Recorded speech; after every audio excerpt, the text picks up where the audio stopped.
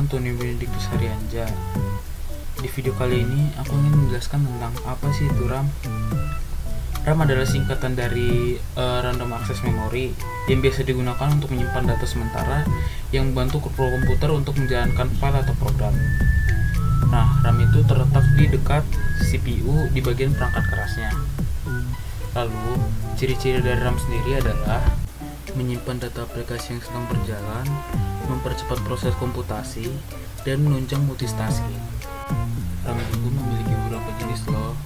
Yang pertama ada DRAM dan yang kedua ada SRAM. Di video kali ini juga aku ingin menjelaskan tentang infrastruktur dari DRAM itu sendiri.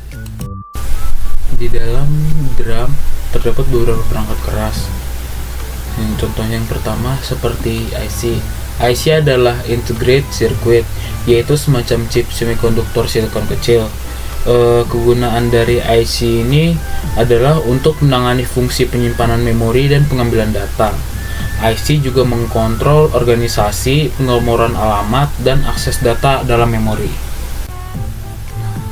Selain IC, perangkat keras di dalam RAM juga ada sel. Sel adalah unit dasar penyimpanan data. Jadi di dalam setiap sel DRAM itu terdiri dari beberapa kapasitor. Nah, bersamanya itu mereka menyimpan satu bit data 0 atau 1. Sel ini bersifat volatil, artinya data di dalamnya akan hilang jika dayanya dimatikan.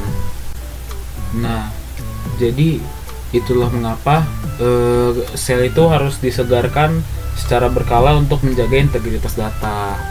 Lalu kita akan lanjut yang ketiga, yaitu transitor dan kapasitor. Transitor adalah perangkat keras kecil yang bertindak sebagai saklar yang mengontrol apakah data yang disimpan dalam sel dapat dibaca atau ditulis ke kapasitor. Lalu kapasitor itu adalah perangkat kecil yang menyimpan muatan listrik yang mewakili data. Jika kapasitornya terisi muatan, itu mewakili 1, jadi jika enggak itu mewakili 0. Nah, lalu kita berjalan ke perangkat yang keempat, yaitu sense amplifier. Sense amplifier adalah perangkat kecil yang digunakan untuk mendeteksi dan memperkuat tegangan kecil di dalam sel memori. Fungsi dari sense amplifier sendiri itu yaitu adalah buat mendeteksi dan memperkuat muatan listrik kecil di dalam kapasitor dengan menggunakan bit liveness untuk memeriksa apakah ada data di dalamnya.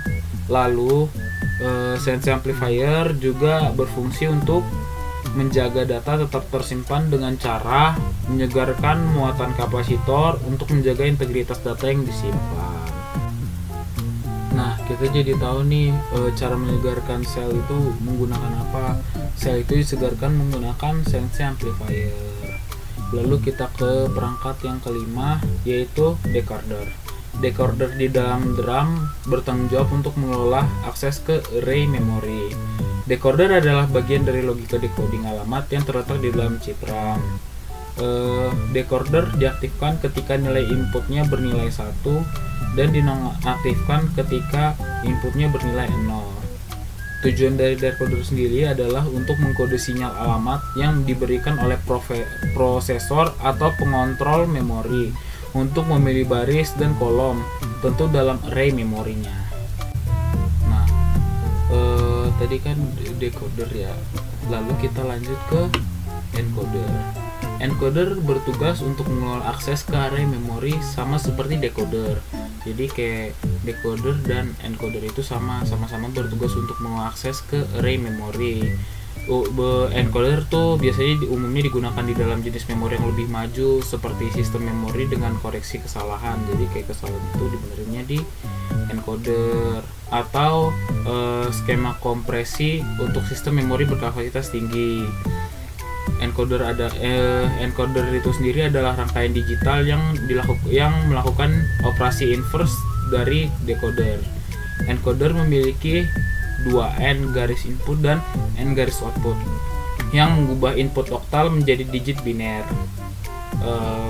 Jadi ketika encoder digunakan, ia akan mengkode data sebelum ditulis ke memori untuk meningkatkan efisiensi atau integritas data.